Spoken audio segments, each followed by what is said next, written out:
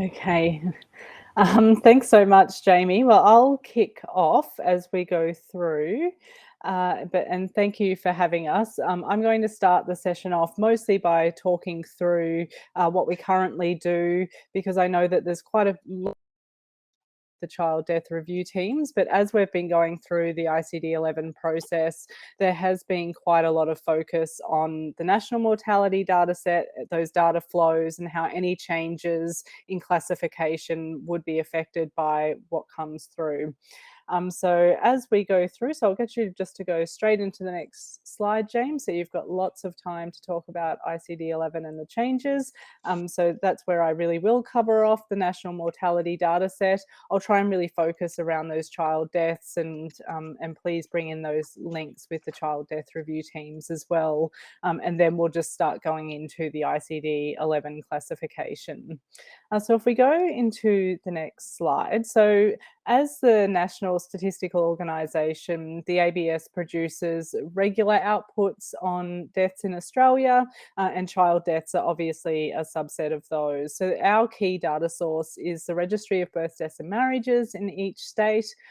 In particular, for the causes of death, we use the medical certificate of cause of death, the medical certificate of cause of perinatal death, and we also have a lot of information from the coroner database, which is going to be really important for consideration as we really start to go through ICD-11 and some of the opportunities and change coming there. And of course, we do use ICD-10 currently. We've been using that since 1997. Over that time, though, it hasn't been static. We've often looked for opportunity. Some recent changes with ICD-10, for example, is coding in risk factors for children. So that's not just for things such as suicide, but it is also for deaths of children at home where there may be some social or environmental risk factors present. And it's really about how do we take these enhancements that we've already been making with ICD-10 into the future with a more developed classification. And as I mentioned before, we really do produce a whole suite of products. The annual causes of death publication and the annual deaths publication is where we have our largest focus on child mortality, really because of that large referral to the coroner in the child deaths. But we do put out various outputs as well on provisional counts of death and excess mortality in Australia. So if we go to the next slide, I just want to focus a little bit on some of the data sources that we have. So I mentioned that we have the medical certificate of cause of death and the medical certificate of perinatal cause of death. Oh, we have two. Do you want me to share my screen? James is actually, he's on a boat, so I think we were always worried this would be a little shaky. Yeah, sure. That's fine. Let me, if I just pull up. Okay. Oh, he's back.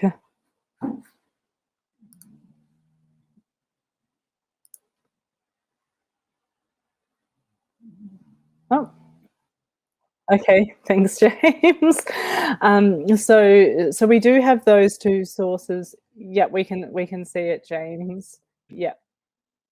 And we don't receive any changes or updates to the medical certificate of cause of death. We just accept the doctor's best medical opinion. And most of the codes we're applying there would be what every people who use ICD-10 know as the P chapter or the Q chapter. So conditions originating in the perinatal period are very common, and congenital conditions present at birth.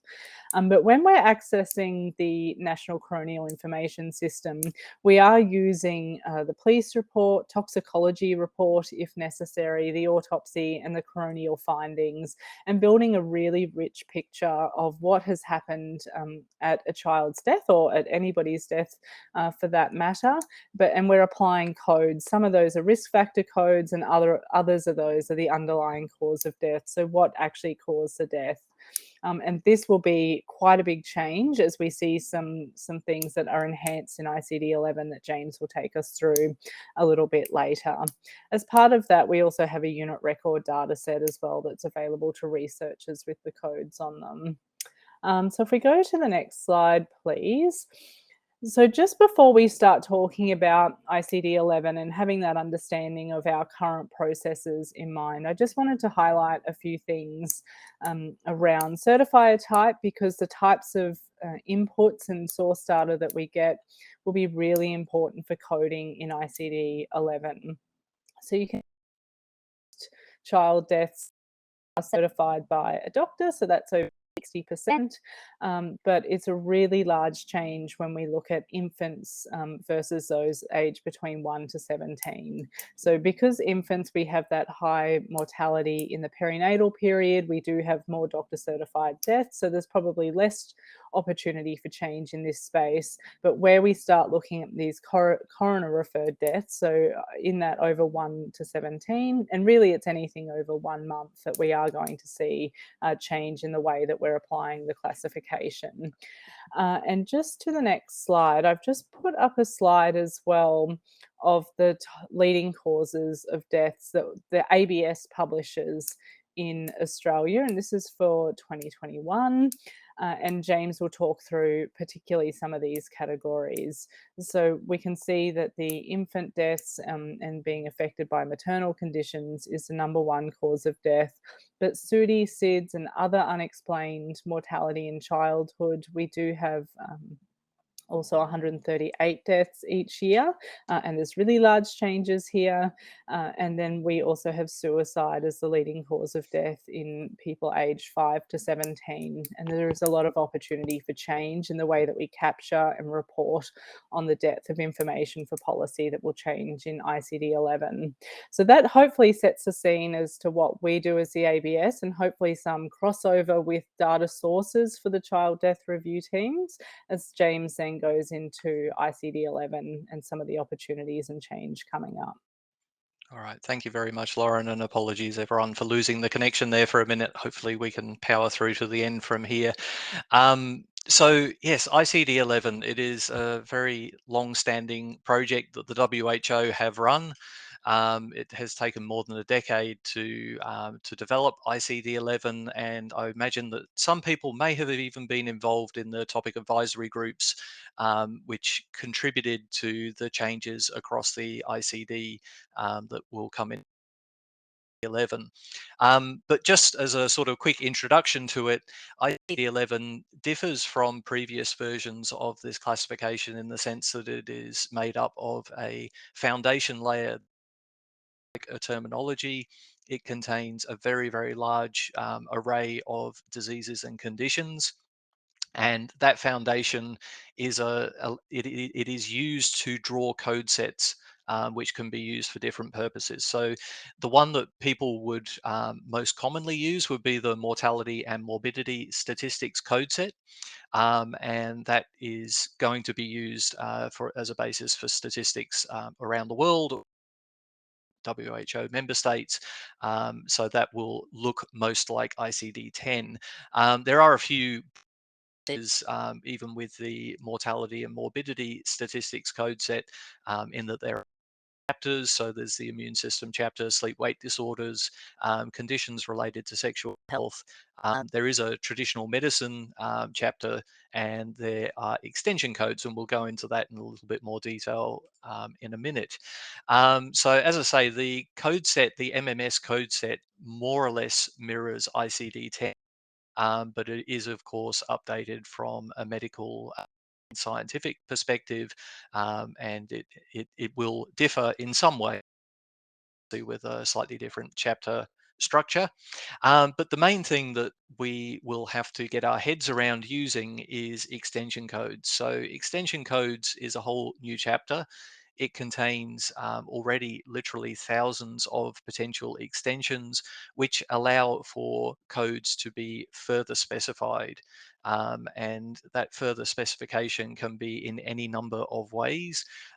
Extension codes will not necessarily have the same level of governance around them that the STEM codes in the MMS will have. So there's a very rigorous process in a minute for updating components of the ICD, but for extension codes, where they add value, there is much more flexibility to be able to add those to the classification. Of course, what we will be able to do with this combination of codes is to put together stem and extension codes, or in some cases stem and stem codes, into clusters that further define a particular disease or condition, and that will do far more than what we can do with the codes that we use alone at the moment. Um, so basically, when it comes to mortality data, there are lots of opportunities. Internationally, it's being considered as to how we will use extension codes, but it is almost certain that in different countries we will use them slightly differently. Just to give you an example here, this is a code from the mortality and morbidity statistics classification for a neoplasm of the brain. And effectively, what you can see on this slide is that there is the ability to also use extension codes to specify the specific anatomy of where this neoplasm is. There is also the ability to choose from a very broad list of histopathology and talk about things like manifestations if needed, in this case, most likely for a morbidity perspective. So from the point of view of looking to implement ICD-11, there's absolutely no doubt this is going to herald a new generation of health statistics. And there are lots of expectations of ICD-11. I know the World Health Assembly meeting is on around now, and there is a very large push at the moment to ensure that there's interoperability is the right word between terminologies such as SNOMED and the ICD, so that we can start looking at medical terms and translating them very easily into ICD codes. And with the additional detail that we can add, there are definitely some examples in Australia where that would be very helpful. And a few of those, the drug codes. So at the moment, the ICD only covers broad classification of drugs and some individual drugs. But in ICD-11, there will be a complete drug classification that sits behind and can be incredibly detailed and allow us to capture information far beyond what we can do right now. Lauren mentioned risk factors, which are really important for coding and coding of child deaths. So they will be able to be specified again in far more detail. And we've just talked about things like anatomy and histopathology. Um, the other thing that will be a big opportunity with ICD-11 is that as an electronic classification, there will be far better opportunity to be able to integrate with electronic tools. So things like electronic medical certificates of cause of death, the integration there will be an opportunity, as will its ability to link in with auto coding software. So lots of work internationally underway right now in that space. Um, there will also be quite a number of challenges in trying to get this into place. So effectively, things like the infrastructure that we need for it, this is a more complex way of capturing and storing data. We will need better infrastructure to be able to use ICD-11. And internationally, we need to work through things like bridge coding exercises, so that we can guide users through the transition when that actually occurs. So it will likely cause a number of breaks in series. So national reporting, we will do lots of work to ensure that people can bridge between classifications, but they will still have to do so despite breaks in series. And there will be lots of challenges trying to manage getting this in place across different elements of the health system. And it's very likely that there will be a staged approach to ICD-11 adoption, although that's still being worked through at the moment. There's a training aspect to it, and of course there will be costs. So we need to ensure that this is a priority, and it's going to be something where I think there will be quite a need for advocacy to be able to ensure that it is given the priority it needs to get in place. So just moving on to some of the specific changes. And, the Mortality Reference Group is a WHO committee that is responsible for maintenance and updates to the ICD from that mortality use case perspective. And there is opportunity either for the MRG to propose updates or changes to the classification or the reference guide, which describes how we use the classification. But that group also provides feedback on all ICD related proposals. some impact on mortality. So we want to make sure that we can continue to use the classification for that key use case. So the mortality reference group has a big job, and at the moment it has a really large job and role to play as countries are working through ICD-11 adoption plans. There are lots of things that are required for fine-tuning of the classification, and there's still opportunity for people to influence in some areas. So there are definitely still proposals occurring, and all of those go through a very rigorous process, as I mentioned earlier, before they are adopted. There's quite a lengthy schedule for updates, but that's something that we're working on at the moment with WHO, because there are definitely still some opportunities for changes to be implemented. So just a couple more slides to go. In terms of something that would, of course, be of great interest to people here on this conference today, is changes to the categories for sudden infant death syndrome. So at the moment, ICD-11 still mirrors ICD-10 from a structure perspective. And you can see on the right-hand side, the MH11 sudden infant death syndrome codes. There are just the split between with mention of autopsy and without mention of autopsy. But we know that there has been quite a strong push in the way that these deaths are understood and the way that we would like to be capturing information about the investigation. So the MRG have been working a couple of proposals that have received that are seeking quite significant change in this space.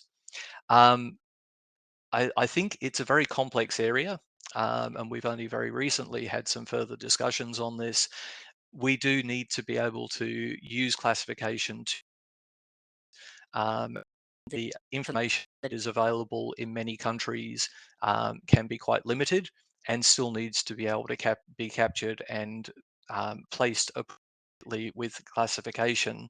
But one of the key things that we have at the moment as an issue is that many deaths end up being coded to other ill-defined and unspecified causes of mortality, and there is an opportunity to not only be able to capture these unexpected infant deaths in one group, but also to be able to capture that in a way that allows us to then specify what was found in the investigation of those deaths, if anything.